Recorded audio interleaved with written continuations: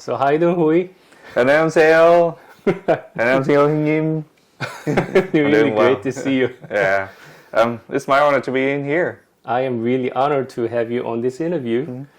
So, would you introduce yourself? Yes, and I'm Hui. I'm a software engineer at Amazon, especially for AWS. I'm working on full stack position with some developments for internal tools.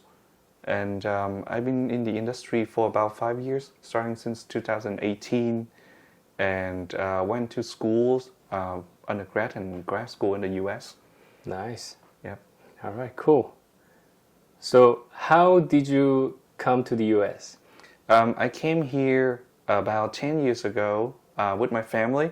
So it was through family sponsorship. And we waited 10 years and then Wow. I came here 10 years ago too. Yeah, that's the journey. So, what made you decide to become a software engineer? Well, it's rather a long story, and I would like to share a bit too, so that you get the background and context. So when I started, back in Vietnam, I went to a university focusing on technology, and I did computer science there with a focus on information systems. At that time, trust me, I had no clue. I had no clue. I just knew that I like computer, and then I heard it was like a emerging field.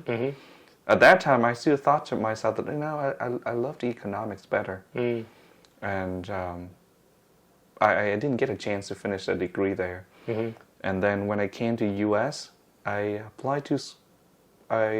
applied to a university, University of Illinois in Urbana-Champaign.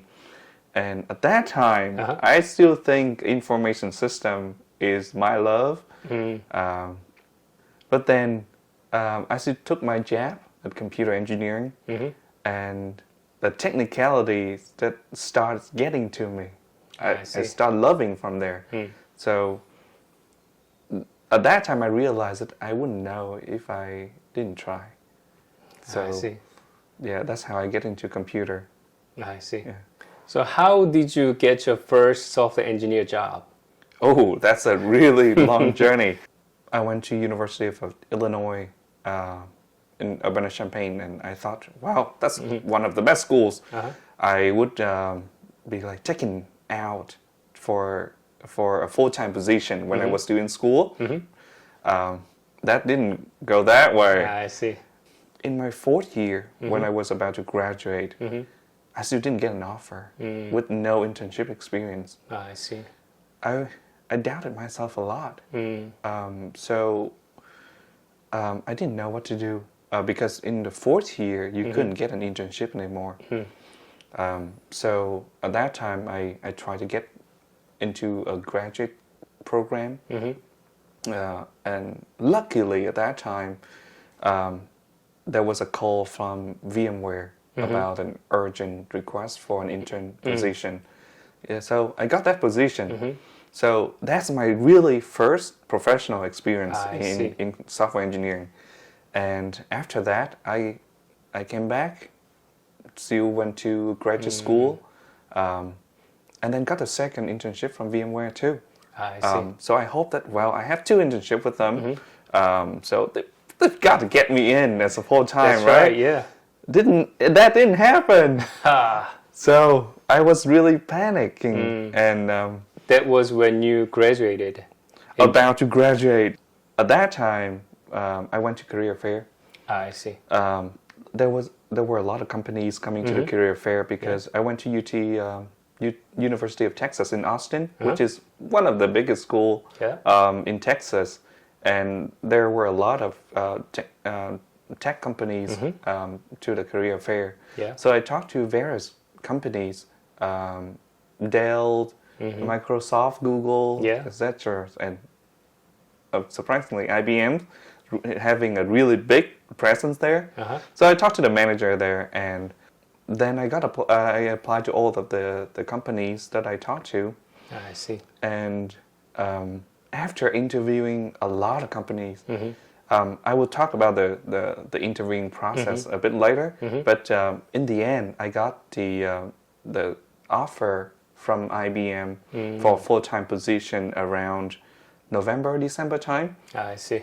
It was a huge release. I see. Yeah, I bet. Yeah, it was a huge release. Like, well, it's in Texas. It's close to my parents, and I have secure position when I graduate in May. So that's how I get my first job. Gotcha.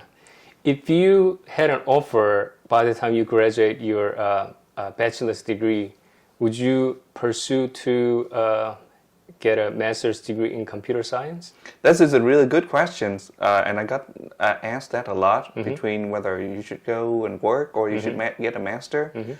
My personal experience is in this field, the master degree is not super important. And to answer your question, I would get into the industry right away because experience is more important. I see, I see. So you learn more from the job and the field than a traditional school. So would you say you went on with the master's degree because you didn't get an offer, and to getting a master's degree, you thought that it's going to increase your chance of getting a job? Honest, yes. Okay, gotcha. Yeah. All right, thanks for the honest answer. Yep. All right, any tips for the job seekers? At different levels. So if you are still in school, definitely have to get an internship. Gotcha. Right? Yeah, because I totally agree. Without an internship, no one knows how you perform, what you could do, because I once stood in a job, the interviewer several times taking applications from college students. So everyone's resumes is exactly the same. Yeah.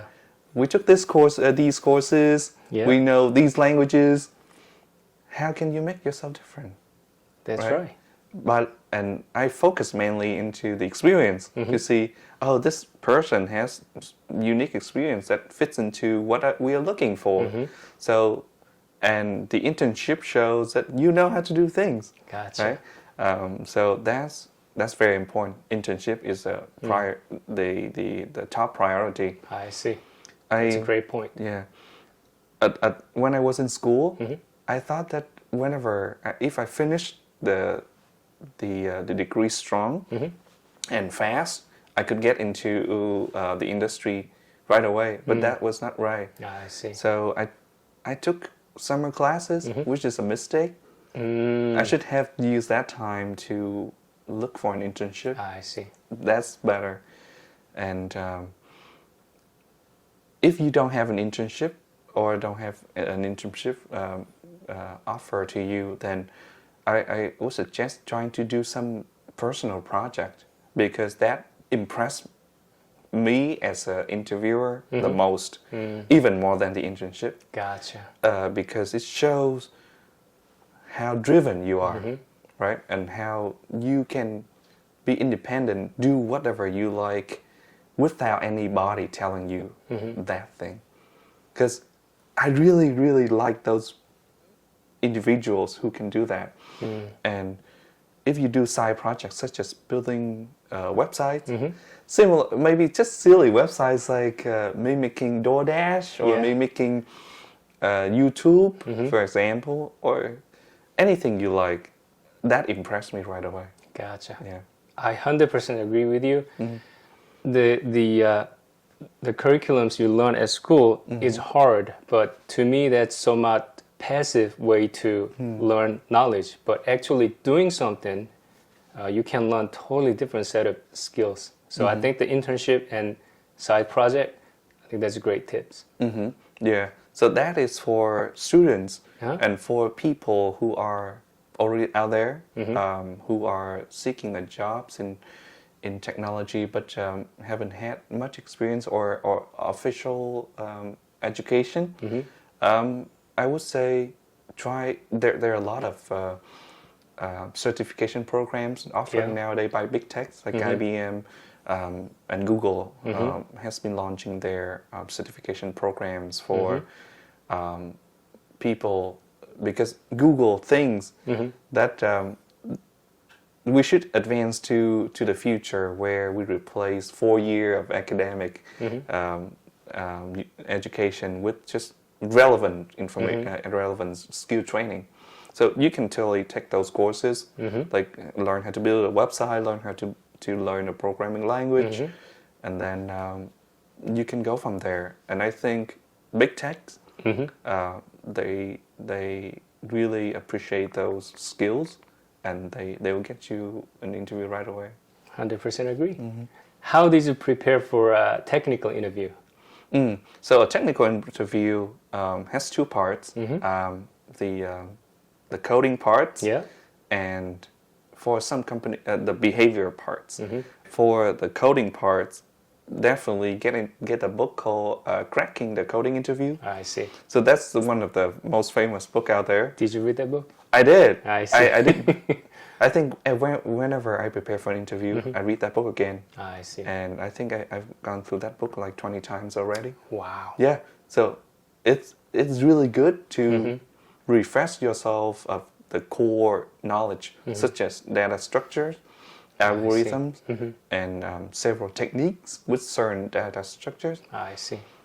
So that book is great. So once you kind of refresh your memory in the subject, you can try different platforms to practice. And the most famous thing is LeetCode. Although there are several really challenging and difficult questions, I think they are ridiculously difficult. I see. And I think medium or intermediate difficulty would be best. And there are other platforms out there, such as CodeFlight, where they have real questions from companies. So you can practice those things too. That's for the coding part. And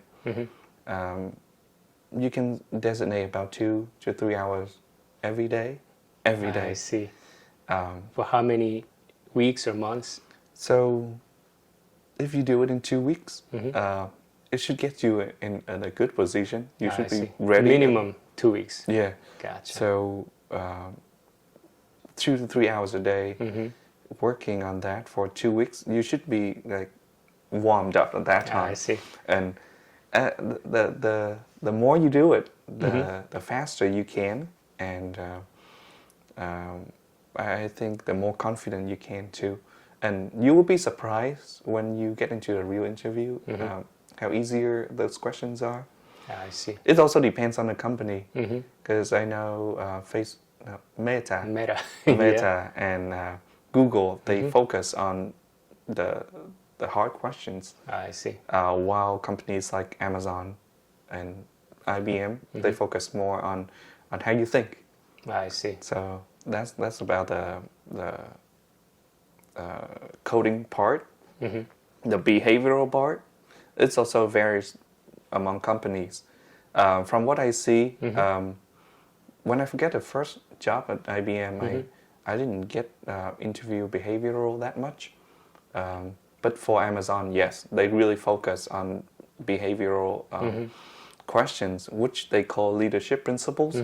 They want to see how you get out of your comfort zone, for example. Yeah. Or when you fail, what do you do? Or they want to see even if you are honest enough to admit that you fail. I see. Yeah. So those questions are important too. And I know when you're at school, when you're at your job, try to be a leader. Those are the soft skills that you need to focus on, so that you can have a story to tell later. I see. Right.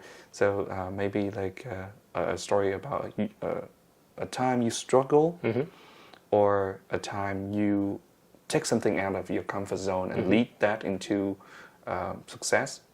Those are important, and you should focus on that so that you have a story to tell later. And regardless of where you apply, those stories impress the interviewers. Yeah, 100% agree. I asked for the failures and hardship the candidates have gone through, and how they bounce back from that. Yeah. Because that shows a lot about that person's character. And working at an IT company or any company, you will face a lot of tough times. Yes. So it is really important to learn how you bounce back from failures.